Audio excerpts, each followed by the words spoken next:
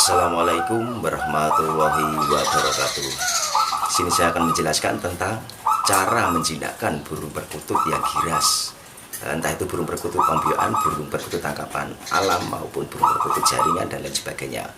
Bagaimana cara menjinakkan burung perkutut yang giras, yang entah itu ombyokan, entah itu tangkapan hutan maupun jaringan, itu kita harus telaten.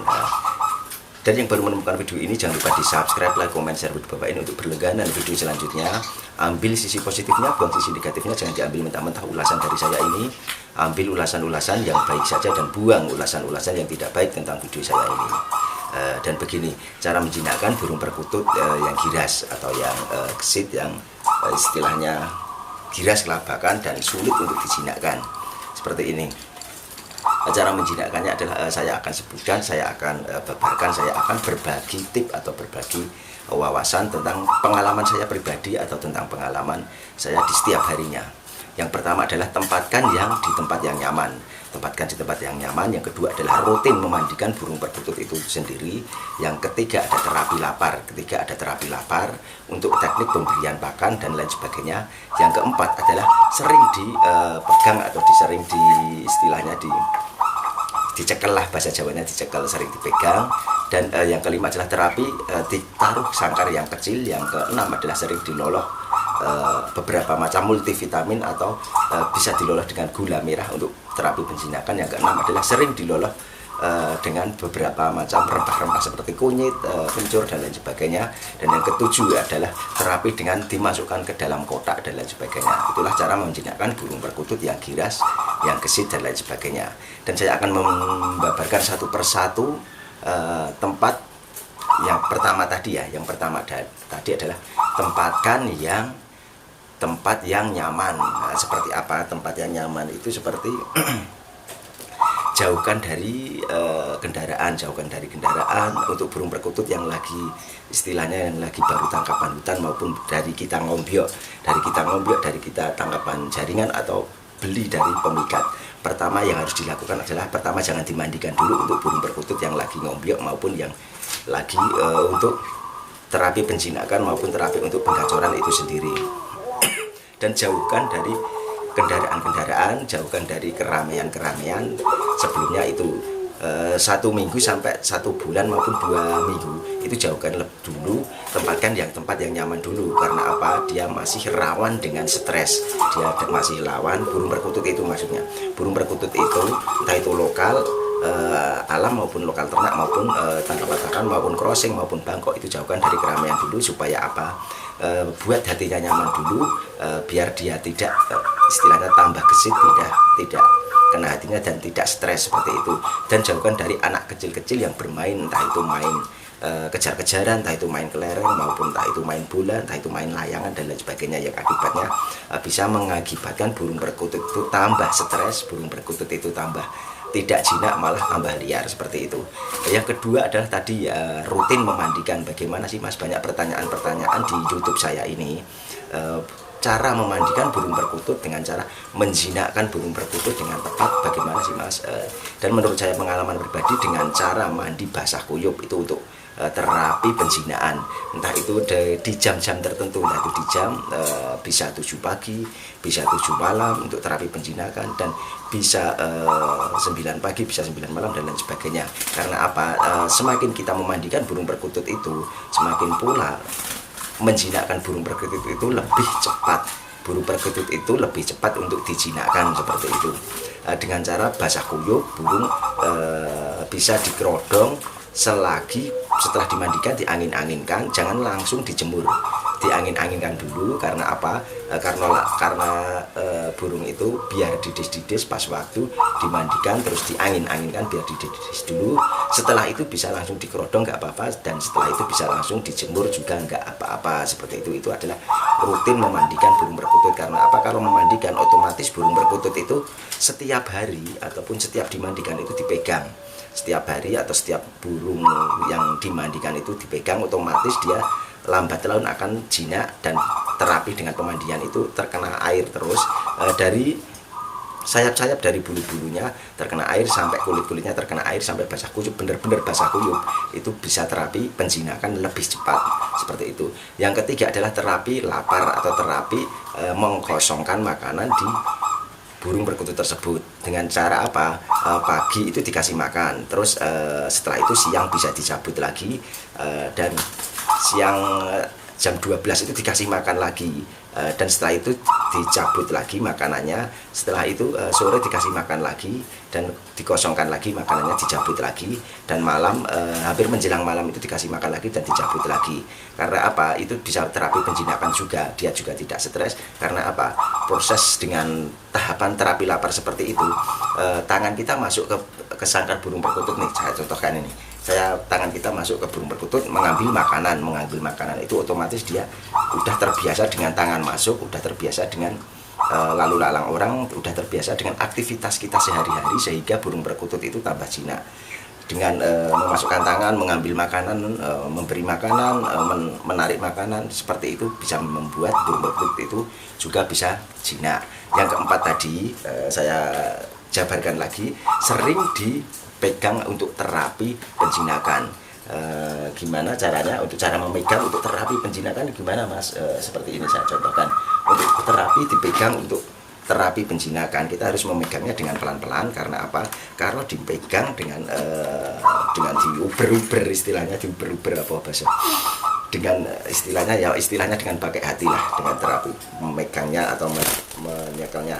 Bila kelabakan ya kita pelan-pelan megangnya, jangan sampai dia itu tambah stres maupun tambah gelabakan seperti itu. Nah, setelah kita pegang dengan nyaman seperti ini, terapi penjinakan selanjutnya adalah kita itu pegang dengan terapi yang setelah dipegang kita bisa memijit-mijit bagian ketiaknya, kita pijit-pijit itu. Kalau zaman dahulu kita mijit-mijitnya ini, orang-orang zaman dahulu menyarankan untuk membacakan. Kalau yang beragama ya bisa membacakan apa yang sebisanya.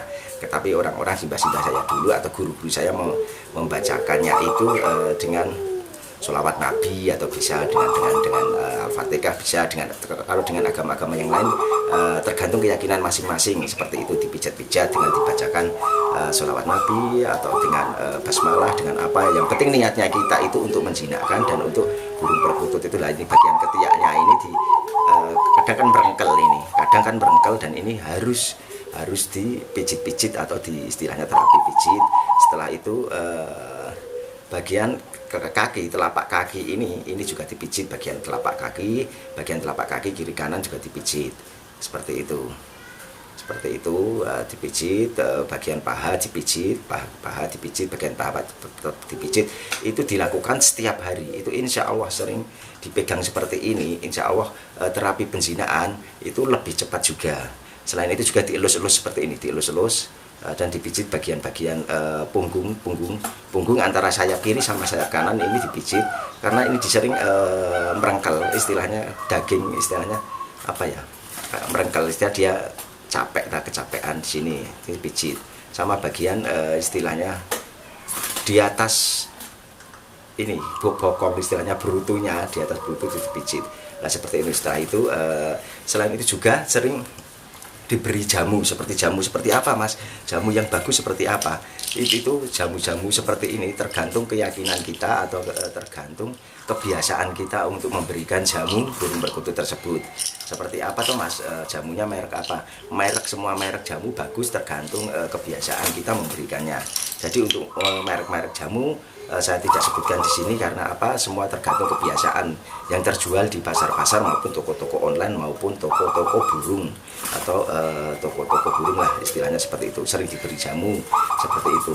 Dan untuk sering diberi juga jamu rempah-rempah seperti apa, Mas? Kunyit, bisa diberi kunyit, bisa diberi kencur, bisa diberi lada yang butiran itu loh, bukan lada yang serbuk, lada butiran dengan dosis 1 butir dulu. Kalau yang belum pernah atau belum tahu, bisa diberi apa juga, Mas?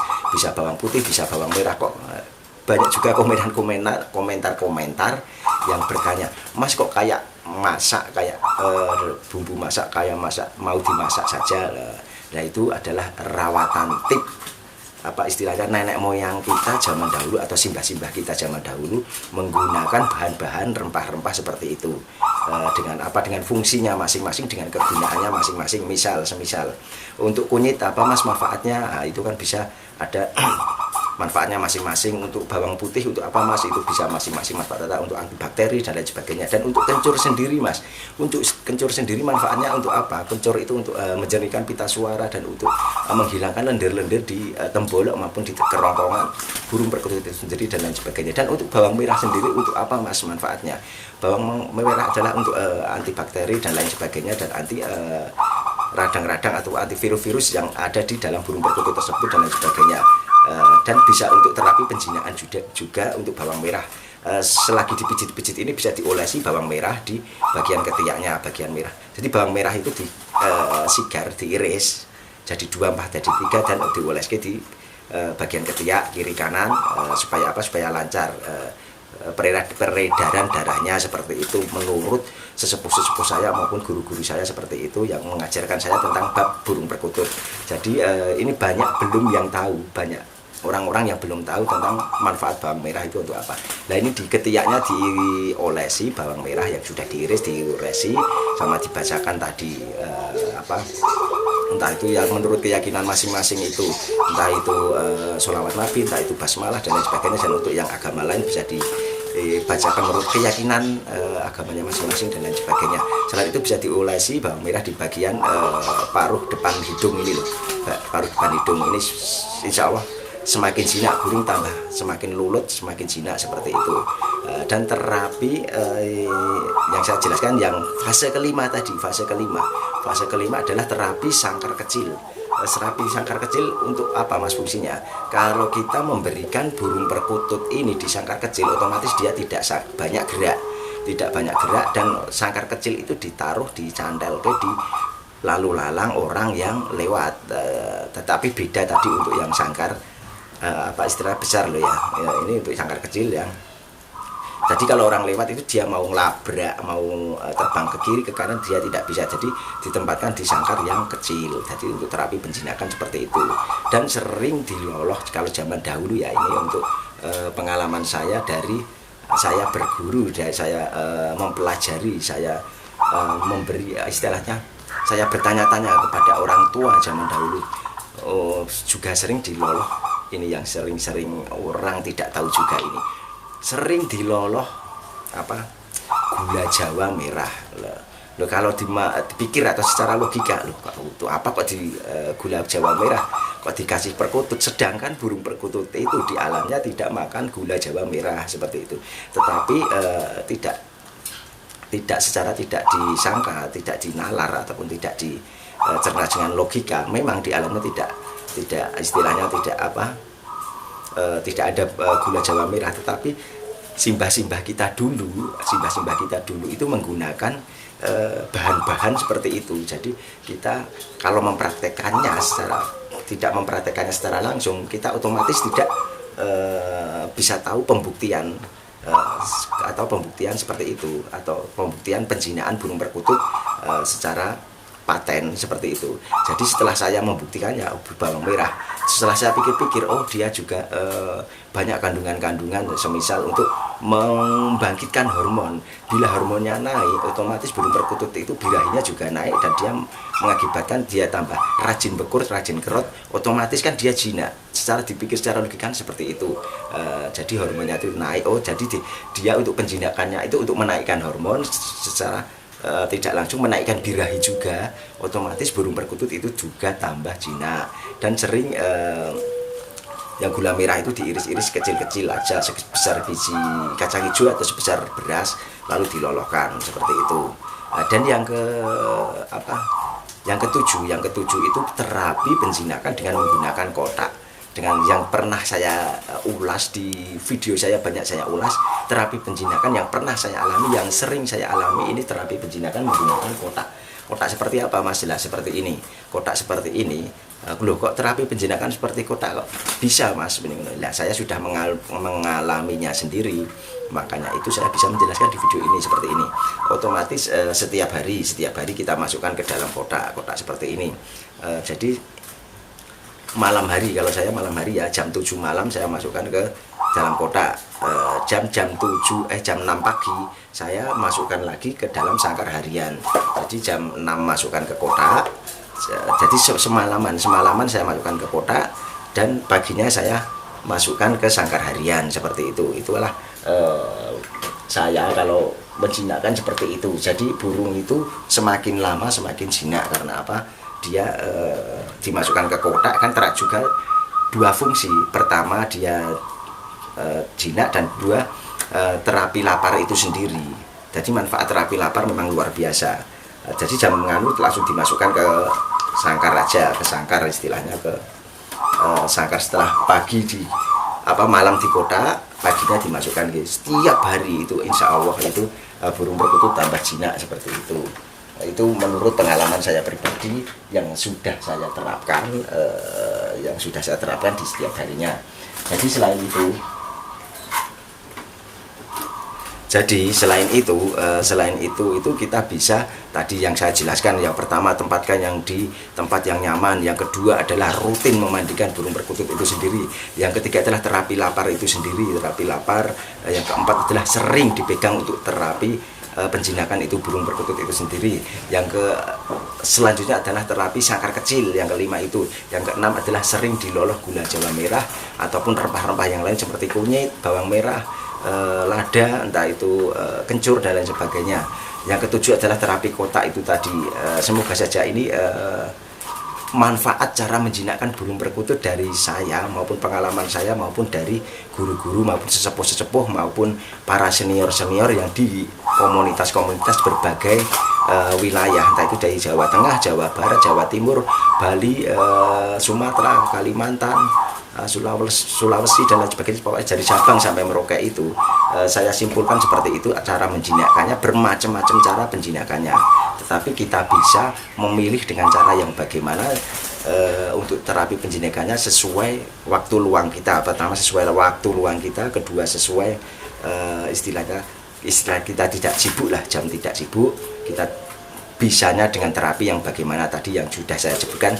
7 terapi penjinakan burung perkutut dengan cara cepat dan paten sesuai menurut ilmu para sesepuh, para senior, para guru di burung perkutut di berbagai komunitas maupun di berbagai teman-teman saya di komunitas maupun di berbagai sedulur-sedulur Kong Mania di Indonesia ini dari Sabang sampai Merauke. Dan demikian ulasan-ulasan dari saya, semoga saja bermanfaat tentang cara menjinakkan burung perkutut agar supaya cepat jinak, entah itu dari perkutut ombyokan, perkutut jaringan, perkutut tangkapan hutan, perkutut pikat dan lain sebagainya. Semoga saja bermanfaat. Dan yang baru menemukan video saya ini jangan lupa di subscribe, like, komen, share video bawah ini dan tekan tombol lonceng notifikasinya, ya, yang gambar lonceng itu dan aktifkan jangan lupa di terunyuk warna merahnya yang tulisan subscribe itu. Ambil sisi positifnya, bahwa sisi negatifnya jangan diambil mentah-mentah ulasan dari saya ini. Salam Rahayu, salam Kong Mania, salam persahabatan, salam silaturahmi, salam Bhinneka Tunggal Ika, salam kekeluargaan, salam guyub rukun selalu, salam satu hobi, dan tak lupa pula saya ucapkan wassalamualaikum warahmatullahi wabarakatuh.